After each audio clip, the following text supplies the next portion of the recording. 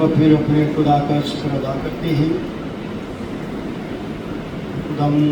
खुदा ने मेरी ज़िंदगी में पहला मौका है कि 3 सिंधी कलमात को पढ़ने का खुदा ने मुझे अजर अदा किया है।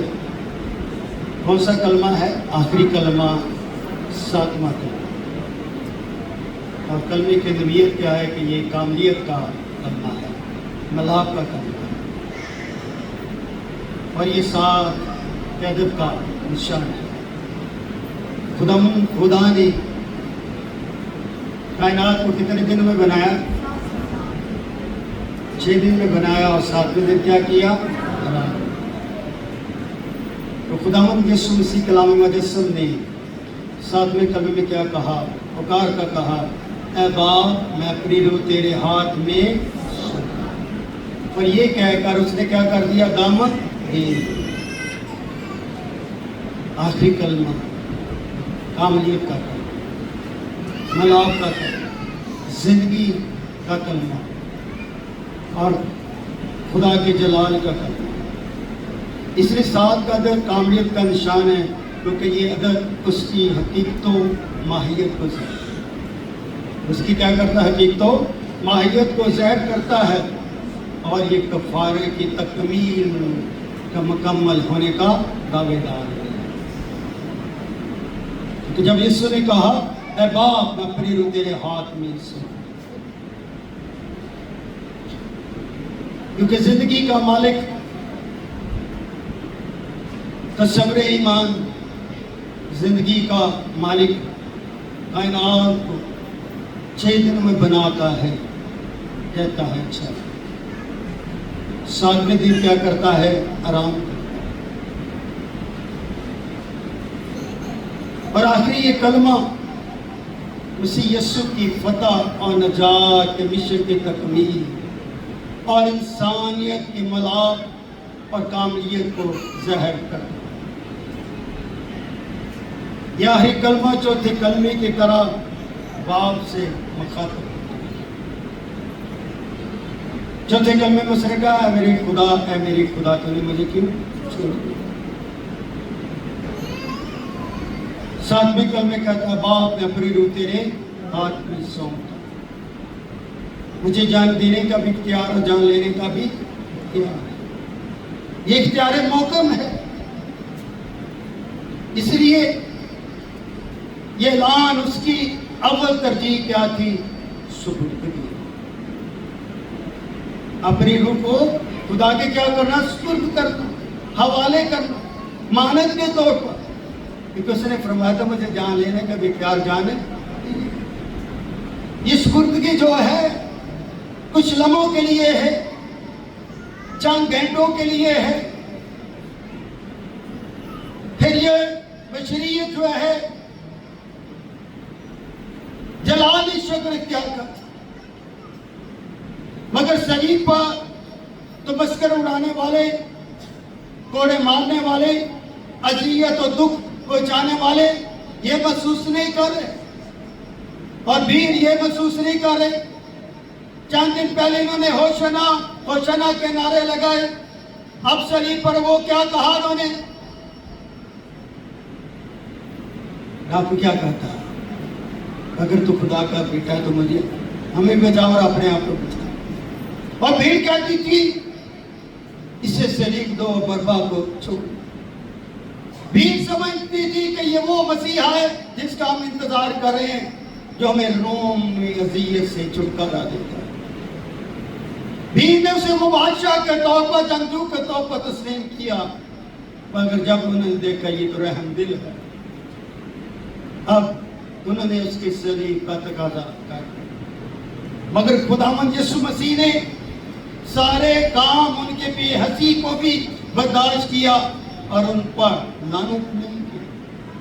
जब यीशु किसी पर लानत नहीं करते तो हमारे लिए भी किसी पर लानत करने का इख्तियार नहीं। खुदावंद यीशु मसीह कलाम मुजस्सम ने सारे काम जो बाप ने उसके हवाले किए थे मुकम्मल करके ये ऐलान किया कि बाप अपनी रूह तेरे हाथ में सौंप।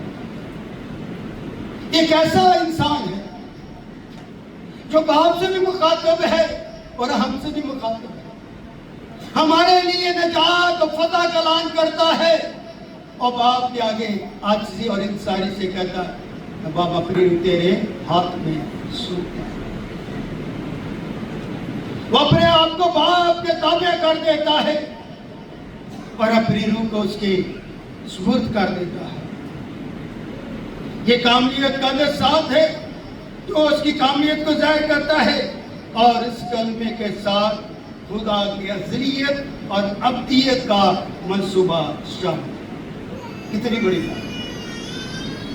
اس کلمے میں خدا کی ازلیت اور ابدیت کا منصوبہ کیا ہے؟ شامل ہے اور انسانیت کے نئے دور کا آغاز ہو چکا ہے.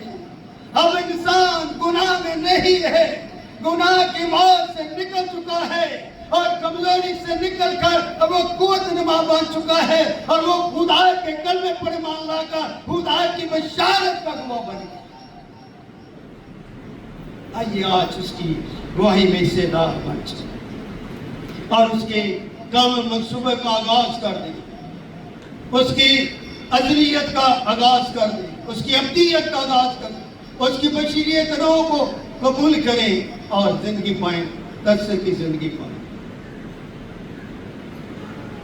کلمے کی نوید ہونا پہلا باپ اس کی 14ویں آیت میں جیسے پہلا بولا کہ کلام مجسم ہوا فضل و سجائی سے ممور ہو کر ہمارے درمیان ہم اس کا اچھا جلال دکھا جیسے باپ کے عدل. یہ فضل اس کی معمولی، یہ رحم ہے کہ انسان جو چاہتا نہیں تھا وہ ہمیں مل گیا جب اس نے کہا باپ اپنی روح تیرے ہاتھ میں. سارے کام مکمل کر کے فضل دے کر اس نے اپنے باپ سے مخاطب. آخری لمحات جس طرح ساری تخلیق کا کام کر کے وہ آرام کرتا ہے تو یسوع سارے کام زمین کا مکمل کر کے کہتا باپ اپنی روح تیرے ہاتھ میں. اب اس نے انسانیت و باپ کے درمیان رشتے کو کیا کر دیا؟ مضبوط کر دیا اور اس مضبوطی کے لیے اس نے اپنا کفارہ، اپنا بلیدان دے دیا. آپ کے دکھوں کو اٹھا کر زندگی دے دی. اس لیے میرے عزیز بہنوں بھائیوں اس کی پیدائش فقط طبعی ہے. ایک بات سمجھیے کہ اگر یہ کامل خدا کامل انسان ہے تو اس کی پیدائش، اس کی بشریت جو ہے فوقل طبعی نہیں ہے بلکہ فوقل فطرت ہے. ہماری پیدائش فوقل طبعی ہے، تمام نبیوں کی پیدائش فوقل طبعی ہے، مگر یہ واحد نبی ہے جو فوقل فطرت ہے. اس لیے یہ جو فوقل فطرت جو ہے ہماری روح کو بھی سمجھتا ہے، ہمارے بدن کو بھی سمجھتا ہے، ہمارے خیالات کو بھی سمجھتا ہے، ہمارے منصوبوں کو بھی سمجھتا ہے. یہ سب کچھ اس لیے سمجھتا ہے کہ یہ خدا کا بھیجا ہوا کلمہ ہے. اس لیے روح جان بدن جو ہے ہماری انسانیت کو ظاہر کرتی ہے، مگر یسوع مسیح جو ہے روحانیت کا کیا ہے؟ منبع. روحانیت کا اور جسمانیت کا کیا ہے؟ منبع ہے.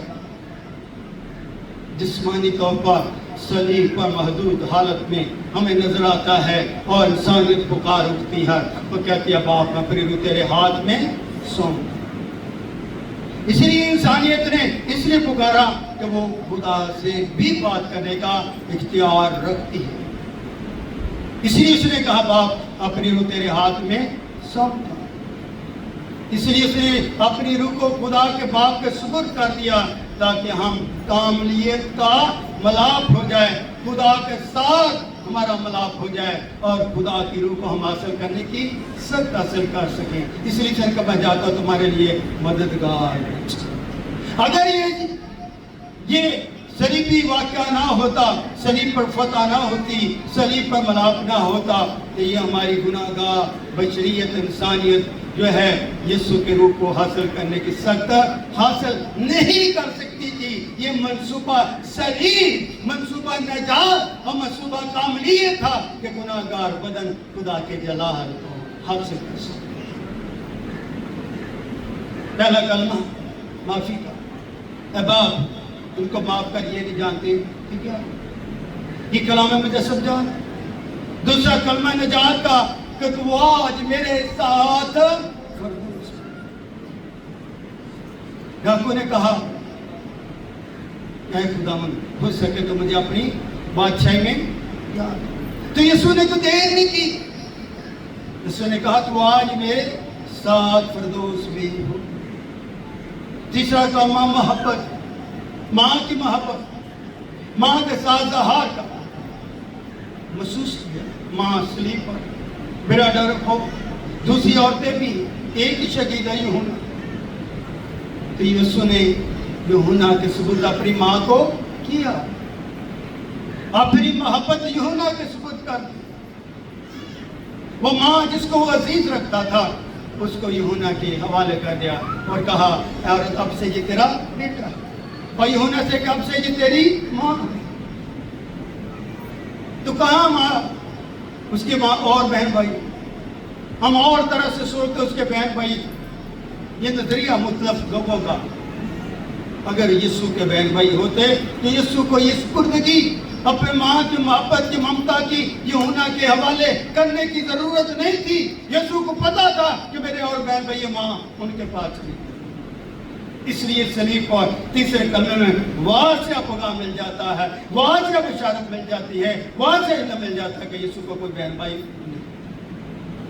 चौथा कलमा कफारे, डांपने, दुख दर्दों को दूर कर, एली एली लमा शब, जिसका कहना है मेरे खुदा है मेरे खुदा तूने मुझे क्यों छोड़ा। उसने हमारे गुनाहों से धो दिया। पांचवा कलमा जिस्मानी दुख, मैं प्यासा, ऐसे इंसान होते हुए क्या है प्यास लगती है, क्योंकि जिस्म के अंदर 70-75% पानी का अमल होता है। जिस्म पानी से जो हमारा माँ भरा होता है, यीशु ने जुमेरात से फसह के बाद न पानी पिया ना खुराक खाई, और यीशु प्यास में, और ये प्यास उसकी नहीं, वो प्यास मेरी और आपकी।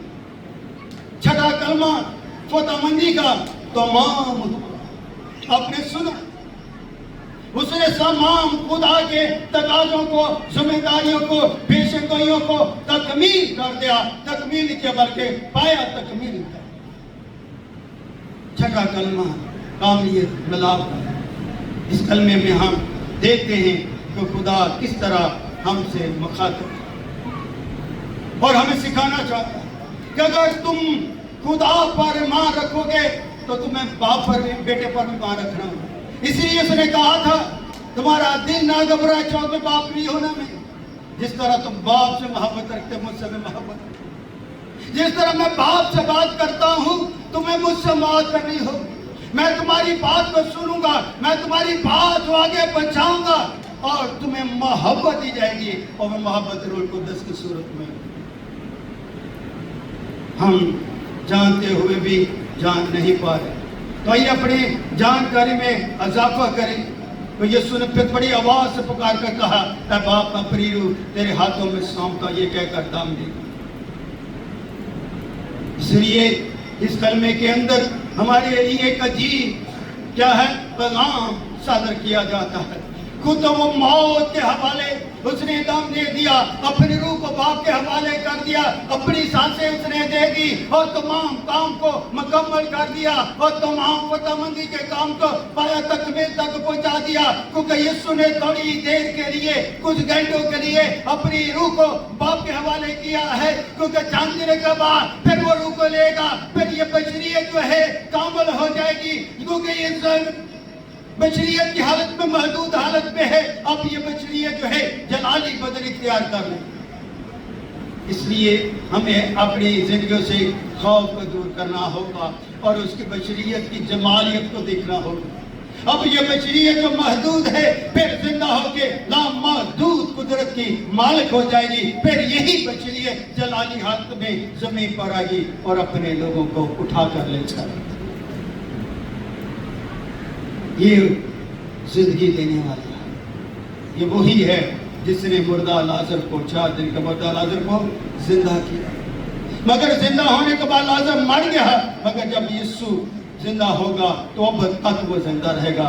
मौत आलम वाक़ई दुनिया उसके हाथ में। इसलिए मेरे बहनों भाइयों, आइए आज समझे जाने यीशु मसीह की सलीब पर जान देना हमारी फतह की जगह है, हमारी फतह की यह दुश्मनी है। इसलिए अपने अंदर दुआ के अमल को बढ़ाइए। दुआ में कहें खुदावंद हम तुझे अपने बदन रूह को सुबुर्द करते हैं ताकि खुदा का जलाल जाए। हम तेरे कलाम को हासिल करते हैं दिल में रखने ताकि तेरे खिलाफ गुनाह न करे। इसलिए ज़बूर 31 का इस ज़बूर में उसने क्या किया? इक़्तिबास। सातवें कलमे में भी उसने ज़बूर क्या 31 का क्या किया? इक़्तिबास किया। और उसकी 5वीं आयत ये दुआ है। ज़बूर नबी इसकी क्या है? दुआ है। और यहूदी लोग रात को सोने से पहले ऐसा ही अमल करते हैं। क्या अमल करते हैं? बाप अपनी रूह तेरे हाथ में सौंपते हैं। हम ऐसा अमल नहीं करते। यहूदी आज भी ऐसा अमल करते हैं। उनका ईमान है कि अपने आप को खुदा के सुपुर्द करें और सुबह खुदा के नाम की तारीफ करें।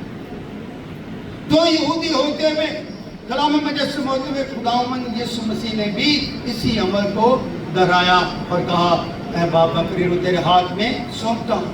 मगर यहूदी अमल करते मरते नहीं बल्कि उम्मीद में रहते।